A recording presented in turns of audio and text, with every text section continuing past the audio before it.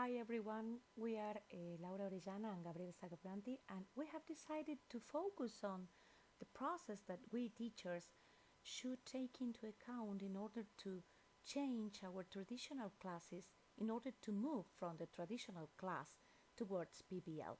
First of all, in the traditional class, we have to say that our students must do different tasks for a short period of time, and by the end of the unit, they do a short project in which they mainly show to the teacher what they have learned. But the problem is that there is no real learning impact. That is to say, our students are not facing real problems related to their school, community, family, etc. So on the video, 5 ways to begin to shift towards PBL, we can follow, we can see different steps that are that must be considered in order to change the traditional way of teaching. First of all, the project is the main course. That is to say, students do not learn by the end of the project. They learn through the project. Besides, teachers tap into existing resources. They may use resources provided by the institution, and they could, teachers, I mean, they could take into consideration a previous project, a project in which other teachers have have worked. For example, a project about environmental issues, etc.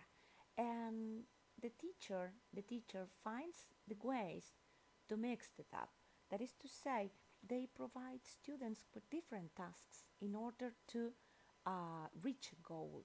For example, they present, or the teachers invite experts, they propose a model to follow, and the classroom and the class, all the students must feel that they are dynamic, they are in a workshop.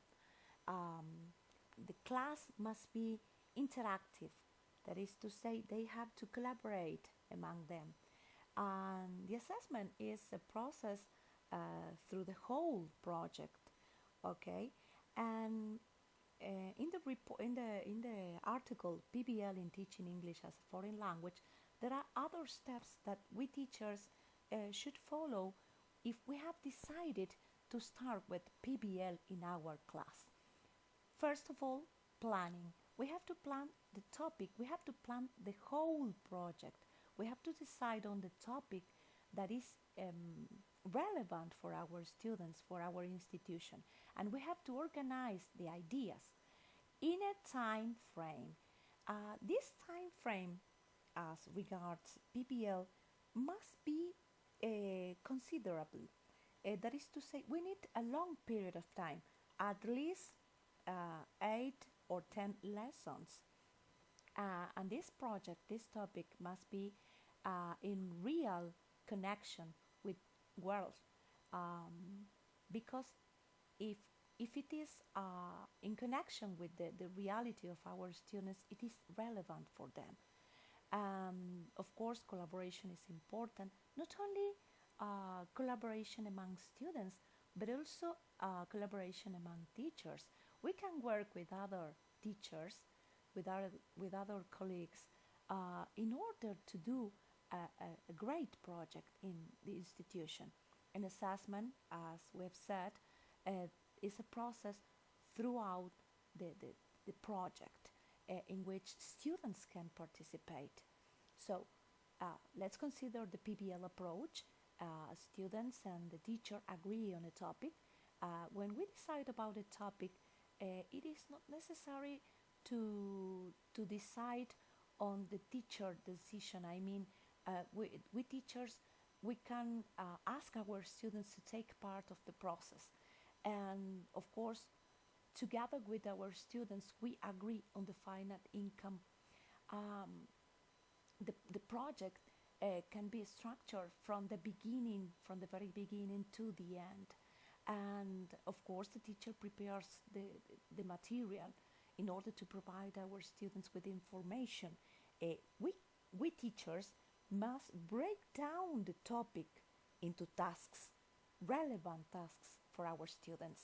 And of course, students gather information, they analyze them, and, and the teacher prepares the language the students are going to need for the final activity. That is important that our students can present the final project in front of an audience. This is a relevant attitude because they feel that what they have done is important for the community. And of course, at the end of the project, we have to evaluate them. But of course, it is something in which students can participate through a rubric, for example, and they can know what they have learned or if they really learned.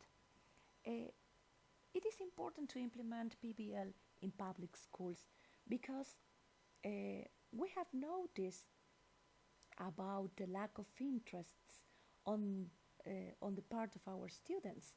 They are not interested in learning what we are teaching. So we have to capture students' interests, needs.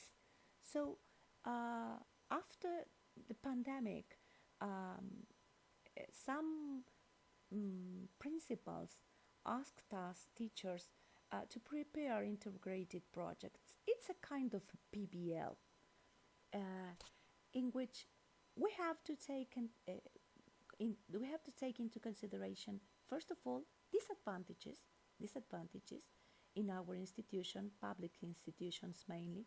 For example, we have a couple of periods of English a week, so we need enough time in order to do PBL.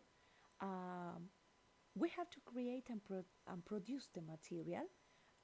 It is not only time but also money. Money. Um, um, Besides the educational system, the traditional educational system requests marks um, on the part of the teachers. And we have to define our students with numbers. Sometimes we have to follow a course book and we have a limited period of time. And the principals, most of the time, are reluctant to, to changes.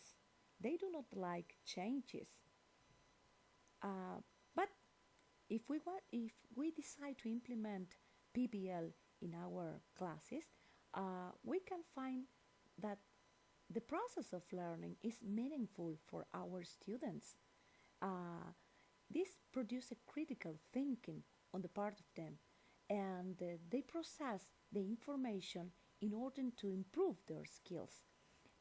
We can integrate different subjects. We can work with other teachers, and we feel that we are no longer alone, and we reach a conclusion, uh, and our students can find possible solutions. There is not a correct or an incorrect solution, but possible solution, different solutions, many solutions, and cooperation is important too on the parts of the students and on the part of teachers. Um, we can compare the findings. Students can compare the findings and teachers too, and the interaction is great because they learn in a better way. And of course, the public presentation is the best of all this PBL because they can show the community, their parents, their teacher, the principal, their principal, what they have learned, and they can show them their skills, their capacities, and the way in which they can solve different problems in their own community.